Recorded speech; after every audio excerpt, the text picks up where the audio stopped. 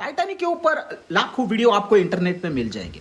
उसके साथ कैसे हुआ, क्या हुआ, कितने लोग मारे, वो उसका निर्माण कैसे हुआ। लेकिन क्या आपको पता है कि उसमें जो सामान था वो कहां मिला, कैसे मिला और कितना सामान मिला और उन सब लोगों का क्या हुआ जो वहां पे गिर गए थे।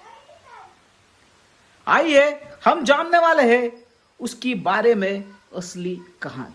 रात 11:40 आप दुनिया के सबसे बड़े जहाज पर खड़े हैं। चारों तरफ संगीत बज रहा है, लोग हंस रहे, अमीर लोग अपने महंगे कपड़ों में डिनर कर रहे, कुछ बच्चे सो चुके हैं, कुछ लोग भविष्य के सपने देख रहे हैं। और तभी अचानक जहाज हल्का सा कांपता है। बस एक झटका इतना छोटा कि कई यात्रियों को पता तक नहीं चलता, लेकिन उस एक झटके के साथ 1500 से ज्यादा लोगों की किस्मत बदल चुकी होती है। क्योंकि अगले 2 घंटे 40 मिनट में दुनिया का सबसे शानदार जहाज समुद्र के अंधेरे में गायब होने वाला था। लेकिन सबसे बड़ा सवाल यह है, क्या टाइटैनिक साथ सिर्फ लोग डूबे थे या उसके साथ करोड़ों का खजाना, अनमोल यादें और ऐसी कहानियां भी जो डूब गई हो। आज ये कहानियां आपको हिला देने वाली है कि शुरुआत में समुद्र पर राज करना ही दुनिया का राज करना होता था। ब्रिटेन और यूरोप की बड़ी कंपनियां एक दूसरे से बड़ी शानदार जहाज बनाने की दौड़ में थी। इसी दौड़ में जन्म हुआ टाइटैनिक का, एक ऐसा जहाज जिसे देखकर लोग कहते थे इसे भगवान भी नहीं डुबा सकता।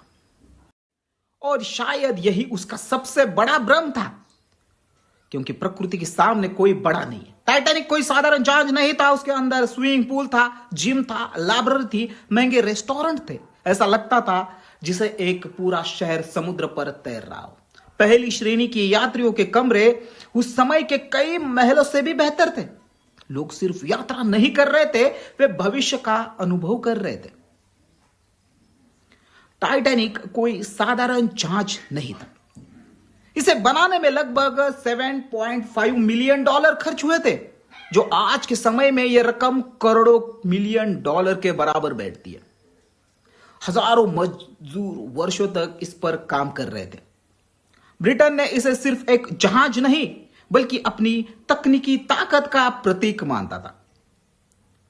किसी ने नहीं सोचा था कि इतना महंगा सपना अपनी पहली यात्रा में ही खत्म हो जाएगा।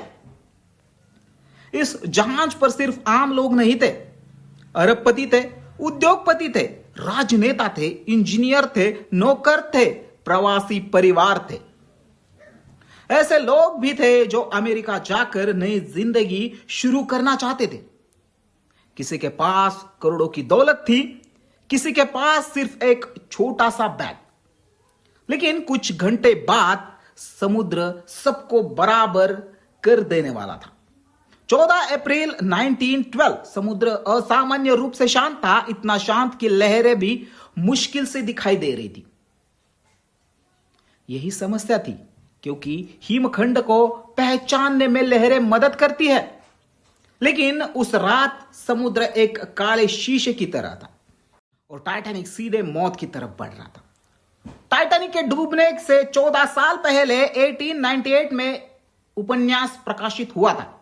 उसका नाम था फिडिलिटी। उस कहानी में एक विशाल जहाज था जिसका नाम था टाइटन। वह भी दुनिया का सबसे बड़ा जहाज माना जाता था।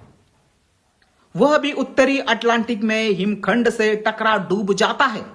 जब टाइटैनिक डूबा तो लोगों को लगा मानो किसी ने भविष्य देख लिया हो। क्या यह संयोग था या इतिहास का सबसे अजीब पल? रात के 11:40 अचानक निगरानी कर रहे कर्मचारियों ने चिल्लाया, आइसबर्ग राइट अहेड। अब उसके पास सिर्फ कुछ सेकंड थे। जहाज मोड़ने की कोशिश हुई, इंजन बदले गए, आदेश दिए गए, लेकिन बहुत देर हो चुकी थी। हिमखंड जहाज से टकरा चुका था और पानी अंदर घुसना शुरू हो चुका था। अजीब बात यह थी कि टक्कर के बाद कई लोगों को लगा कुछ खास नहीं हुआ। कुछ यात्री तो वापस अपने कमरे में जाकर सो गए।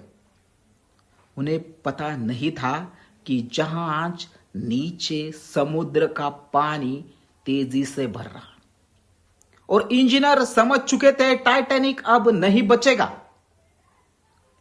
जहाज के डिजाइनर थॉमस एंड्रो ने गणना की। कुछ मिनटों बाद उन्होंने कप्तान से कहा, जहाज अधिकतम 2 घंटे ही तैर पाएगा। बस इतना सुनना था। अब दुनिया का सबसे शानदार जहाज एक तैरता हुआ एक टाइम बम बन चुका था। जब लोग टाइटैनिक की बात करते हैं तो उन्हें सिर्फ यात्री आता थे, लेकिन जहाज पर करोड़ों की संपत्ति भी थी। महंगे गहने, सोना, चांदी, दुर्लभ किताबें, व्यापारिक दस्तावेज, कलाकृतियां और हजारों निजी सामान।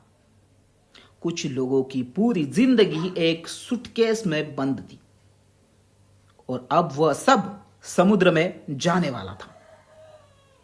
जब लोग टाइटैनिक पर सवार हुए, उन्हें नहीं पता था कि जहाज पर दुनिया की सबसे दुर्लभ किताबों में से एक किताब मौजूद थी।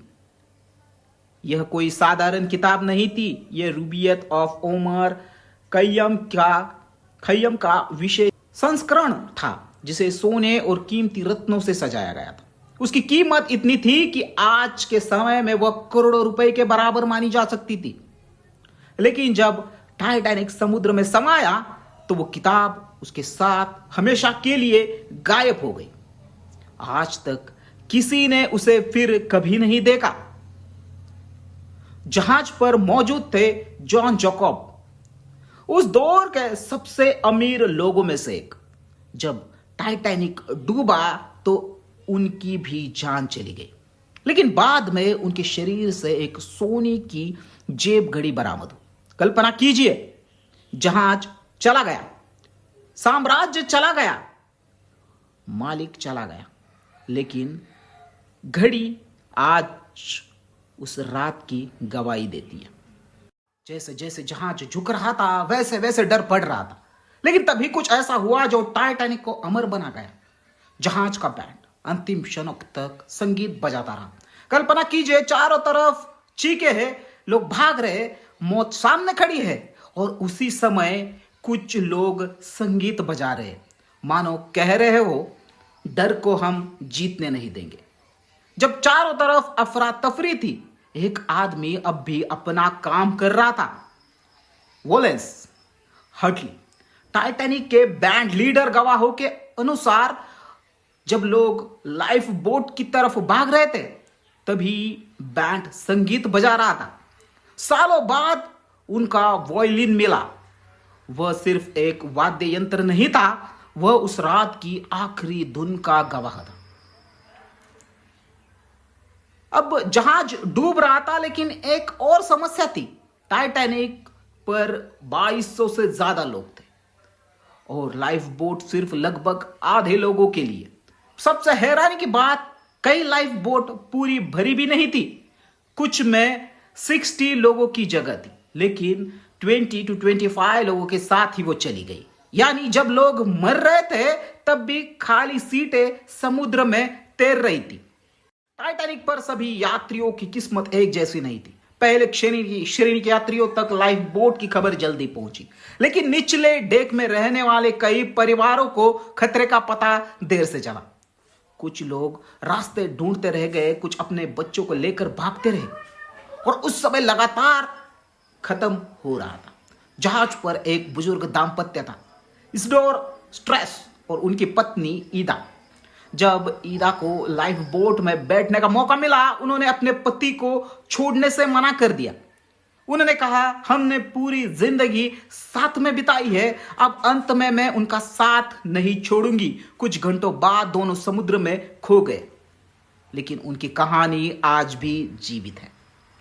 टाइटैनिक पर दुनिया के सबसे अमीर और प्रसिद्ध लोग भी थे।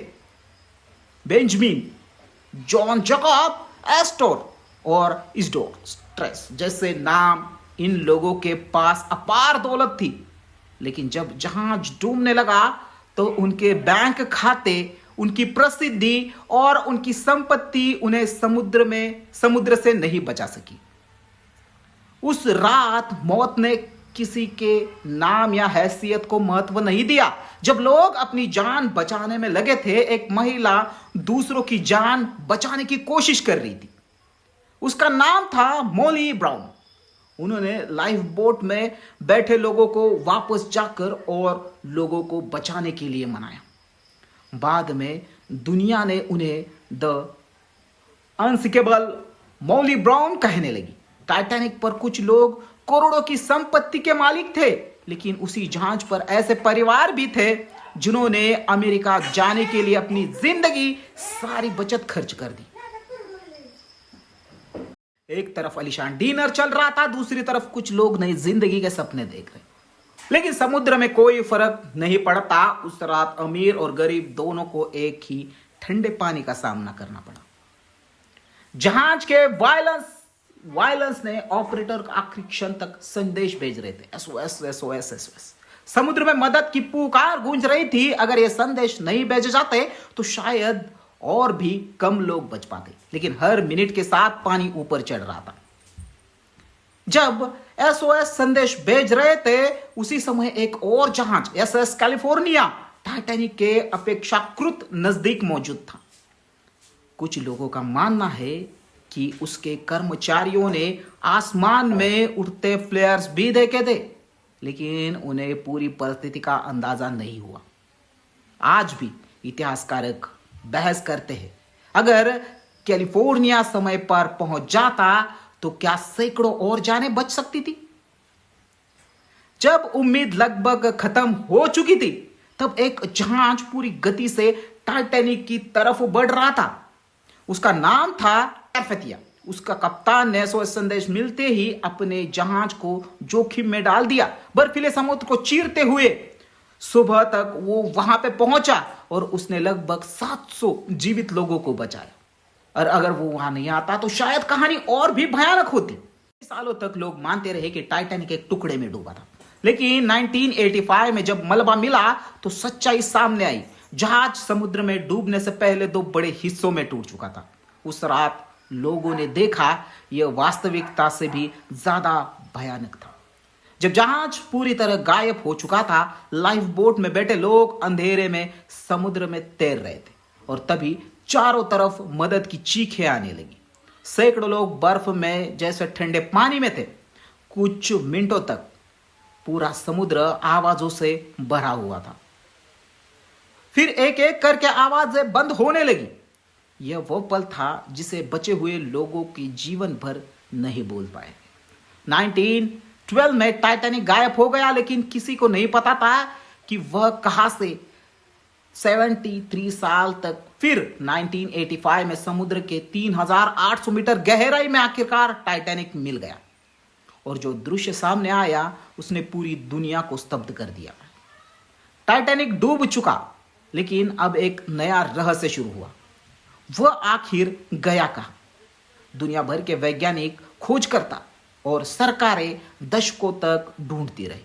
फिर 1985 में समुद्र विज्ञानी रॉबर्ट और उनकी टीम ने 3800 मीटर नीचे टाइटैनिक को खोज निकाला।